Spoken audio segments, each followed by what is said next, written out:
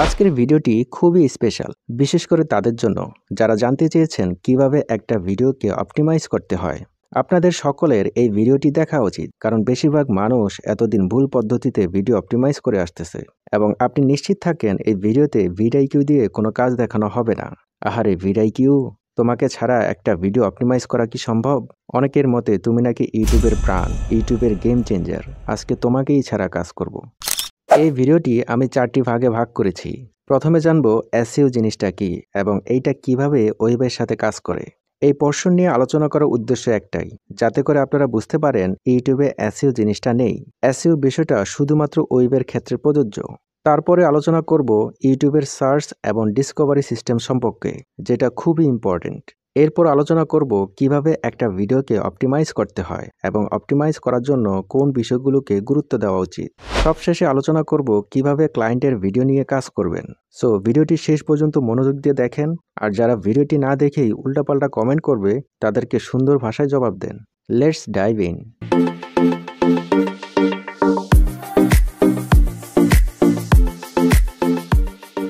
SEO search engine optimisation হলো একটা ওয়েবসাইটকে গুগলের সার্চ ইঞ্জিন রেজাল্টে দৃশ্যমান করার প্রক্রিয়া।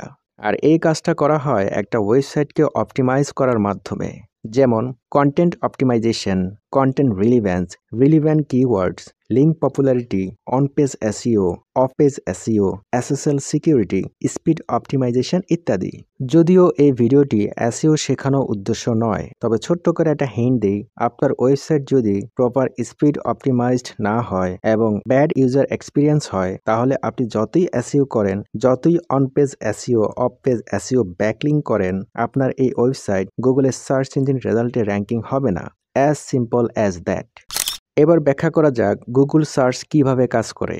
গুগল সার্চ হচ্ছে একটি ফুললি অটোমেটেড সার্চ ইঞ্জিন, যেটা ওয়েব ক্রলারের মাধ্যমে সমস্ত ওয়েব পেজগুলোকে খুঁজে খুঁজে গুগলের ইন্ডেক্সে অ্যাড করে। আর এই কাজটা ওয়েব ক্রলার স্বয়ংক্রিয়ভাবে করে থাকে। গুগল সার্চ 3টি পর্যায়ে কাজ করে: crawling, indexing and serving search results. Crawling crawler নামক স্বয়ংক্রিয় প্রোগ্রামের মাধ্যমে গুগল ইন্টারনেটে পাওয়া পেজগুলি থেকে টেক্সট, ইমেজেস এবং ভিডিও ডাউনলোড করে। ইন্ডেক্সিং গুগল পেজের টেক্সট, ইমেজেস, ভিডিওস ফাইলগুলি বিশ্লেষণ করে গুগল ইন্ডেক্সে তথ্য সংগ্রহ করে, যা একটা বড় ডাটাবেস। সার্ভিং সার্চ রেজাল্টস যখন একজন ইউজার গুগলে সার্চ করে, তখন গুগল ইউজারের কোয়েরি অনুযায়ী প্রাসঙ্গিক তথ্য প্রদান করে, আর সেই তথ্যটা দেয় ইন্ডেক্সিং থেকে, অর্থাৎ যেখানে সে লিস্ট করে রেখেছিল। আপনাদেরকে একটা এক্সাম্পল দেখাচ্ছি, এটা বোঝার চেষ্টা করেন, তাহলে কিছুটা হলেও এই বিষয়গুলো ক্লিয়ার হবে। ধরুন আপনার একটা ওয়েবসাইট রয়েছে, সেখানে আপনি কন্টেন্ট পাবলিশ করলেন। এই ক্রলার কি করে? ক্রলারের কাজ হচ্ছে এই ওয়েবের দুনিয়াতে নতুন নতুন যে পেজগুলো রয়েছে কিংবা এক্সিস্টিং পেজের যে আপডেটগুলো রয়েছে সেগুলোকে খুঁজে খুঁজে সে গুগল ইন্ডেক্সে এগুলোকে পাঠায়। আর গুগল ইন্ডেক্স হচ্ছে একটা বিশাল ডেটাবেস। সে ইন্ডেক্সে এই পেজগুলোকে এবং কন্টেন্টগুলোকে লিস্ট করতে থাকে। যখন একজন ইউজার কোনো কিছুতে সার্চ দেয়, তখন ওই ইন্ডেক্স থেকে ওই টপিক রিলেটেড তাকে কন্টেন্ট দেখায়। এভাবে মূলত গুগলের সার্চ রেজাল্টটা কাজ করে। কিন্তু ইউটিউবে কিন্তু এই সিস্টেমটা নেই। ইউটিউবে যেটা কাজ করে সেটা হচ্ছে সার্চ অ্যান্ড ডিসকভারি সিস্টেম। সেটা নিয়ে আমি কিছুক্ষণ পরেই কথা বলতেছি। তো এটা নিয়ে আসলে আরও অনেক বিস্তারিত আলোচনা করা যায়। আপনারা চাইলে এই অথেন্টিক সোর্স থেকে দেখে নিতে পারেন।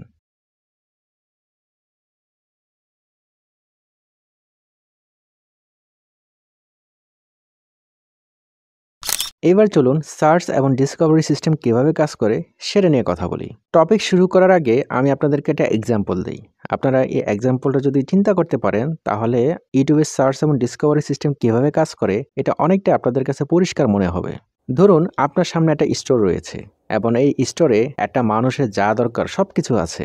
চাল, ডাল, তেল, মাছ, মাংস, মুরগি, সবজি, কাঁথা, বালিশ, হান্ডি, বাসন, যা দরকার সব কিছু এই স্টোরে রয়েছে। এবং এই স্টোরের সামনে অসংখ্য মানুষ দাঁড়িয়ে আছে এবং এক একজনের এক একটা চাহিদা। কারো চাল, কারো মাছ, কারো মুরগি, কারো মাংস, কারো সবজি, কারো কাঁথা বালিশ, এক একজনের চাহিদা এক এক রকম। আর এই যে স্টোরে এগুলো রয়েছে, এগুলো আবার দিতেছে কারা? পিছন থেকে আরো কিছু মানুষ রয়েছে ব্যাক এন্ডে। কেউ চাল দিতেছে, কেউ সবজি দিতেছে, কেউ মুরগি দিতেছে, কেউ গরু মাংস দিতেছে। একেকজনে এক একটা কি স্টোরে দিতেছে। তো ধরুন কেউ একজন স্টোরের সামনে আসলো, সে তার আগ্রহটা প্রকাশ করলো বা চাহিদা প্রকাশ করলো যে আমার চাল দরকার। কেউ এসে বললো যে আমার মাংস দরকার, কেউ এসে বললো মুরগি দরকার, কেউ বললো কাঁথা বালিশ। একেকজনে এক একটা চাহিদা নিয়ে স্টোরের সামনে আসলো। তো এখন মনে করেন একজন ব্যক্তি এসে বললো আমাকে চাল দাও, তখন স্টোর থেকে তাকে অসংখ্য চাল সাজেস্ট করবে যে আমার স্টোরে অনেক ধরনের চাল আছে, তোমার কোনটা দরকার, তোমার যেটা ভালো লাগে তুমি সেটা নাও। তখন তার যেটা ভালো লাগছে সে সেটা নিয়ে চলে গেল। এভাবে স্টোরের সামনে অসংখ্য মানুষ তাদের চাহিদা অনুযায়ী স্টোর থেকে এভাবে নিতে থাকলো। তো যে চাল নিল তার কাছে চালটা ভালোই লেগেছে, তখন সে আরো কয়েকজন মানুষকে সাজেস্ট করলো যে আমি চালটা নিয়েছি, তুমি এটা নিয়ে দেখতে পারো, এটা খুবই ভালো। ঠিক ইউটিউবটা কিন্তু এরকম। ইউটিউব মনে করেন একটা স্টোর যেখানে অসংখ্য crore crore million million videos রয়েছে। আর স্টোরের সামনে যে মানুষগুলো রয়েছে সেগুলো হচ্ছে আমি আর আপনি, অর্থাৎ আমরা বিভিন্ন ধরনের ভিডিও দেখি আমাদের ইন্টারেস্ট অনুযায়ী, আমাদের চাহিদা অনুযায়ী। আর ব্যাকএন্ডে যারা থাকে তারা হচ্ছে কন্টেন্ট ক্রিয়েটর, যারা প্রতিনিয়ত বিভিন্ন টপিকের উপর ভিডিও তৈরি করে এবং ইউটিউবে ছাড়ে। আর মানুষ এই ইউটিউবের স্টোরে আসে এবং যার যেটা ভালো লাগে সে সেটা দেখতে থাকে। তো এখন র্যাঙ্কিং সিস্টেমটা কিভাবে কাজ করে? আবার সেই স্টোরের কথা চিন্তা করেন। ও যে চালের কথা বলছিলাম না, যে একটা মানুষ চাল নিছে, ওই চালটা ভালো লাগছে, এরকম আরো কয়েকজন চালটা নিছে। তো যে চালটা সব থেকে বেশি মানুষ নিছে ওই চালটাকে স্টোর সবার আগে রাখে, এবং নতুন করে যখন কোনো একজন ব্যক্তি আসে এবং যদি চাল চায় তখন স্টোর থেকে তাকে রিকমেন্ড করা হয়, দেখো এখানে অনেক ধরনের চাল রয়েছে, তবে এই চালটা সব থেকে বেশি মানুষ নিয়েছে, তুমি চাইলে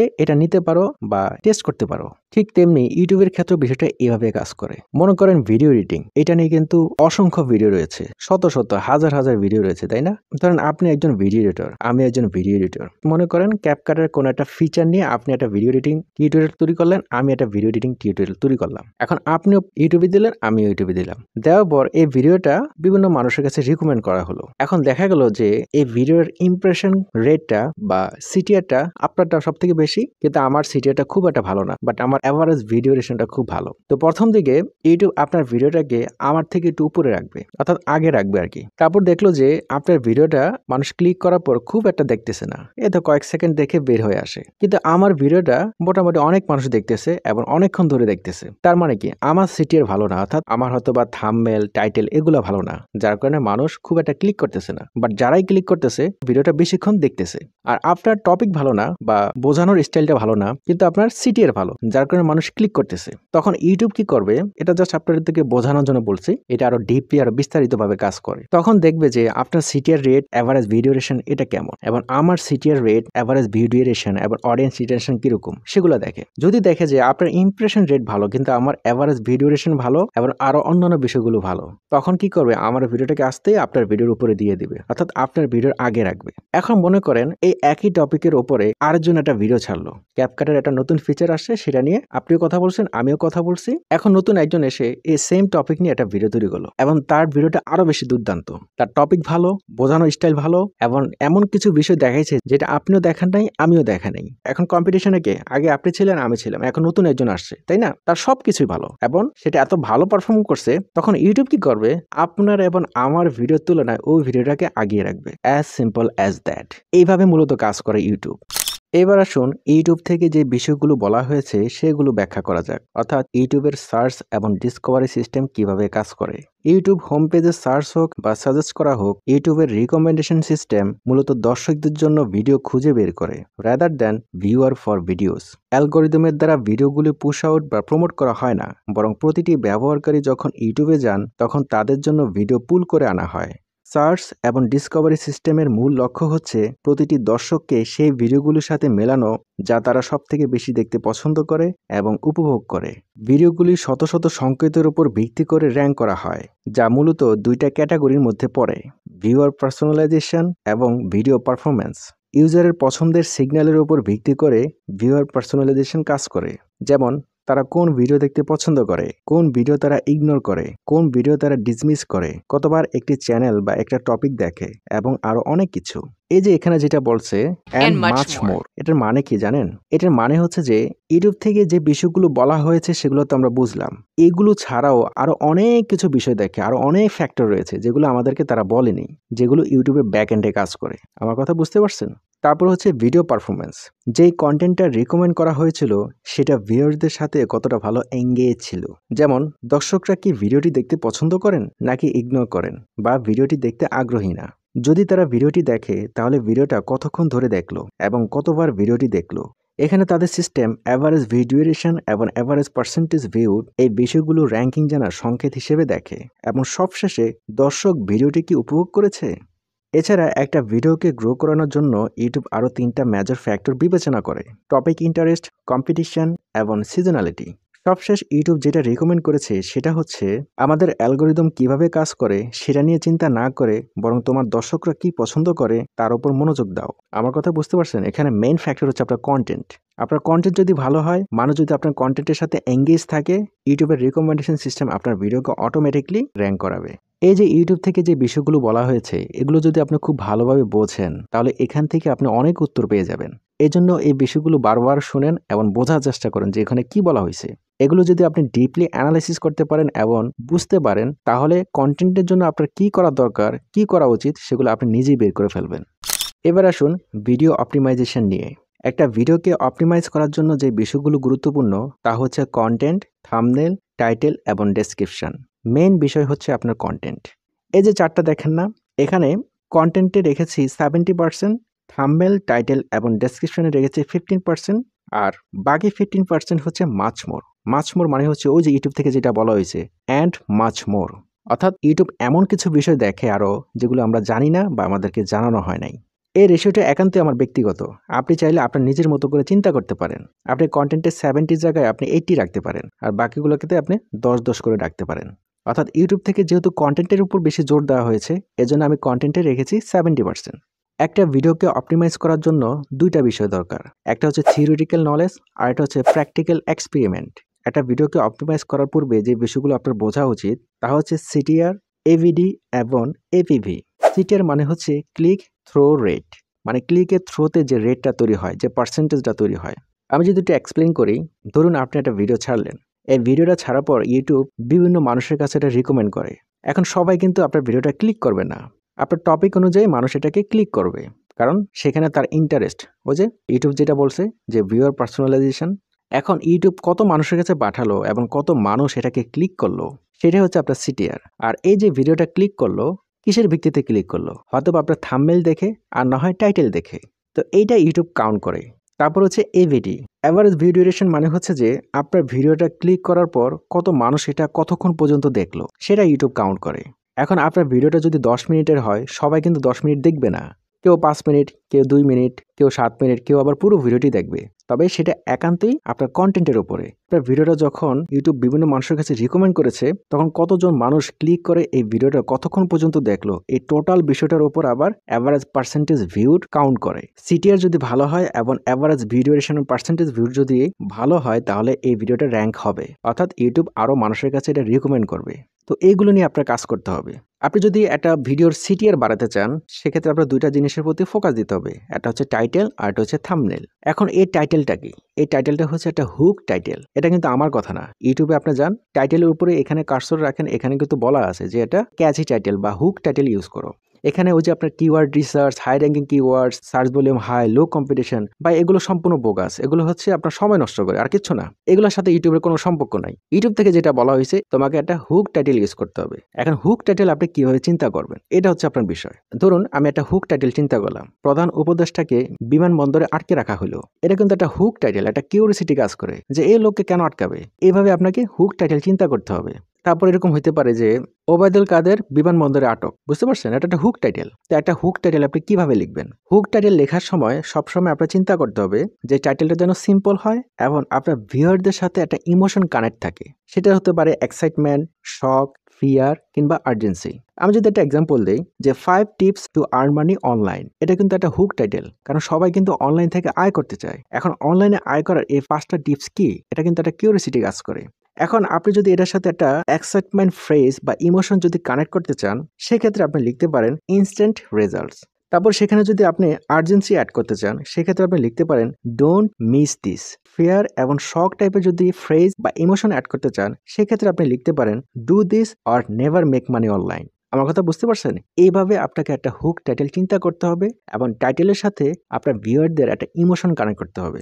এবং ইমোশনটা বিভিন্ন ধরনের হতে পারে, সেটা আপনার টপিকের উপরে। এক্সাইটমেন্ট হতে পারে, শক হতে পারে, ফিয়ার হতে পারে, আর্জেন্সি হতে পারে। যেমন আমি প্রথম দিকে যেই উদাহরণটা দিয়েছিলাম যে প্রধান উপদেষ্টাকে বিমানবন্দরে আটকে রাখা হলো। এই যে টাইটেলটা, এটার সাথে কিন্তু একটা ইমোশন রয়েছে। একটা শক টাইপের ইমোশন, যে কেন আটকে রাখা হলো। একেকজনের মাথায় একেক ধরনের চিন্তা আসবে। তারপর টাইটেল লেখার ক্ষেত্রে আপনাকে আরেকটা বিষয় খেয়াল রাখতে হবে যে title should be shorter not longer, অর্থাৎ টাইটেলটা যেন ছোট হয়। অনেক টাইটেল আছে যে এটা অনেক বড়, যার ফলে সাজেস্টেড ভিডিওতে আপনার কিছু অংশ দেখানোর পর তারপর ডট ডট ডট ডট এরকম কিন্তু দেখায়। বড় টাইটেল লিখলে যে আপনার খুব সমস্যা হবে বিষয়টা এরকম না। টাইটেলটা সিম্পল এবং ছোট রাখার চেষ্টা করবেন, তাহলে সাজেস্টেড ভিডিওতে আপনার টাইটেলটা স্পষ্ট দেখা যাবে। আর বড় টাইটেল হলে আপনার ও সাজেস্টেড ভিডিওতে কিছু অংশ দেখানোর পর পরে ডট ডট ডট ডট এরকম দেখাবে। আশা করি এতটুকু আপনারা বুঝতে পেরেছেন। প্র্যাকটিক্যালে আপনার খুব বেশি সময় লাগবে না যদি আপনি এই বিষয়গুলো খুব ভালো বোঝেন। আমার এই যে ভিডিওটা, এটা হচ্ছে মূলত একটা ইউটিউব চ্যানেলকে কিভাবে সিকিউর করবেন সেটা নিয়ে। তো প্রথমে আমরা বলেছি যে আপনাকে একটা হুক টাইটেল চিন্তা করতে হবে। যে টাইটেলটা যদি এরকম হয় যে 1 লাখ সাবস্ক্রাইবার চ্যানেল গায়েব, এটা কিন্তু একটা হুক টাইটেল, একটা ইমোশন কাজ করে। তারপর আরেকটা চিন্তা করতে পারি যে চ্যানেল সিকিউর করেন, না হয় আমার পরিণতি ভোগ করতে হবে। একটা ফিয়ার ইমোশন কিন্তু এখানে আছে। আপনার চ্যানেলটা সিকিউর করেন, না হয় আমার পরিণতি ভোগ করতে হবে। তারপর আমরা যদি ইংলিশে লিখতে পারি save your channel from the hackers, অর্থাৎ হ্যাকারদের কাছ থেকে তোমার চ্যানেলটাকে সিকিউর করো। এভাবে আপনাকে একটা হুক টাইটেল দিতে হবে যেটা একদম সিম্পল থাকবে। এখানে ভাই primary keyword, secondary keyword, high ranking keyword এগুলো ভাই কোনো কাজের না। আপনি জাস্ট সিম্পল আপনার ব্রেন দিয়ে চিন্তা করবেন, টাইটেলের কাজ শেষ। এখন আসুন, ডেসক্রিপশন খুব একটা বেশি কিছু না, আপনার কন্টেন্টের উপর ভিত্তি করে আপনি ডেসক্রিপশন লিখবেন। যেহেতু এটা সিকিউরিটি নিয়ে, সেক্ষেত্রে আমি লিখতে পারি যে in this video I will show you how to secure a YouTube channel from the hackers. এখন আপনি যদি মনে করেন এতটুকু খুব কম হয়ে যায়, তখন আপনি ডিপসিক বা চ্যাটজিপিটি ইউজ করতে পারেন। সেক্ষেত্রে আপনি লিখতে পারেন যে I made a video for my YouTube channel about YouTube security system, please give me a description and hair is my description. আপনি জাস্ট এখান থেকে জেনারেট করে নিতে পারেন, এটা আপনার ইচ্ছা।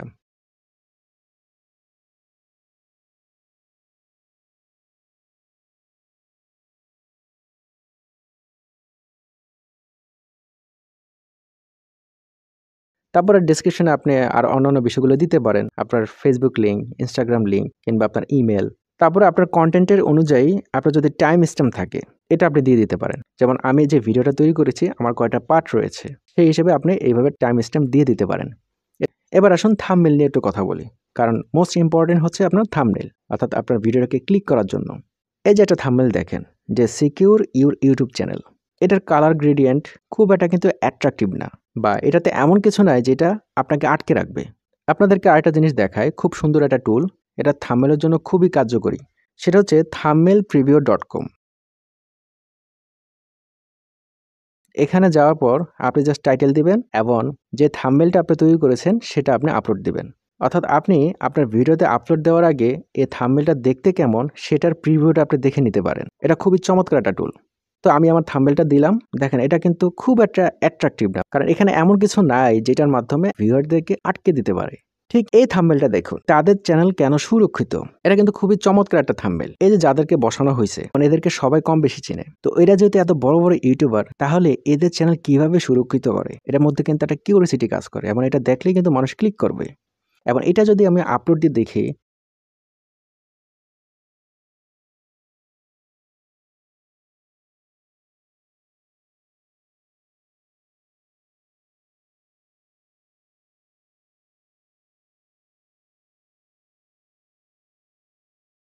তারপর থাম্বনেইলের জন্য আপনি এখান থেকে একটা অপশন পাবেন যে থাম্বনেইল টেস্ট অ্যান্ড কম্পেয়ার।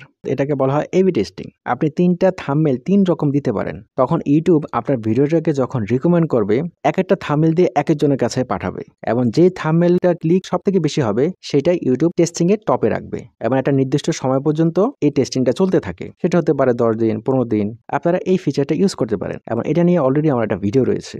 তারপর হচ্ছে কনটেন্ট, যেটা নিয়ে অলরেডি আমি একদম শুরু থেকে আলোচনা করেছি। ঠিক আছে? আমি 70% ধরেছি কনটেন্ট। আপনি কনটেন্ট কিভাবে তৈরি করবেন, আপনার কনটেন্টের সাথে ভিউয়ারদের এনগেজমেন্ট কিভাবে বাড়াবেন, এটা একান্তই আপনার চিন্তার বিষয়। ওই যে আমি বলেছিলাম না যে আপনার ২ টা জিনিস লাগবে। একটা হচ্ছে থিওরিটিক্যাল নলেজ আর একটা হচ্ছে প্র্যাকটিক্যাল এক্সপেরিমেন্ট। আর এই প্র্যাকটিক্যাল এক্সপেরিমেন্টের মাধ্যমেই আপনি বুঝতে পারবেন আপনার কিভাবে কনটেন্ট তৈরি করা উচিত এবং কনটেন্টের ভিডিও এডিটিং এ আর কতটা ইমপ্রুভ করা উচিত। এখন আসে ক্লায়েন্টের জন্য আপনি ভিডিও কিভাবে অপটিমাইজ করবেন। তার আগে আপনি নিজেকে একটা প্রশ্ন করেন। আপনার নিজের কোনো ইউটিউব চ্যানেল নাই। আপনি নিজে কখনো একটা ভিডিও আপলোড দিয়ে দেখেননি যে ভিডিওটা কিভাবে কাজ করে। ভিডিও দিতে হঠাৎ করে একটা ভিডিও ভাইরাল হয়ে গেল। এটা কেন হলো? এটা নিয়ে আপনি কখনো চিন্তা করেন নাই। কনটেন্ট নিয়ে কখনো রিসার্চ করেন নাই। একটা কনটেন্ট তৈরি করার আগে যে রিসার্চ, এই বিষয়টা আপনি কখনোই করেন নাই। অর্থাৎ প্র্যাকটিক্যাল যে এক্সপেরিমেন্ট, এটা আপনি কখনো করেননি। তাহলে আপনি কিভাবে ভাই অন্যের একটা চ্যানেলকে আপনি গ্রো করবেন? অন্যের ভিডিওর জন্য কাজ করবেন? এমন বেশিরভাগ মানুষের ইউটিউব চ্যানেল আছে শুধুমাত্র ক্লায়েন্টের ভিডিওতে কমেন্ট করার জন্য। তো এইজন্য ক্লায়েন্টের কাজ করার আগে নিজের যে পার্সোনাল এক্সপেরিয়েন্স সেটা আগে তৈরি করেন। যেহেতু এখানে কনটেন্ট হচ্ছে ফ্যাক্ট, অর্থাৎ ক্লায়েন্টের কাজ রয়েছে। আপনি একটা ক্লায়েন্টের কাজ নিলেন, এখানে আপনার কিছু কাজ রয়েছে এবং ক্লায়েন্টের কাজ রয়েছে। আপনার অভিজ্ঞতার আলোকে তাকে বোঝাতে হবে যে তুমি এইভাবে কনটেন্ট তৈরি করো। যখন আপনার একটা এক্সপেরিয়েন্স হবে এবং থিওরিটিক্যাল নলেজ থাকবে, তখন কি আপনি ক্লায়েন্টকে অ্যাপ্রোচ করতে পারেন। আশা করি বুঝতে পেরেছেন।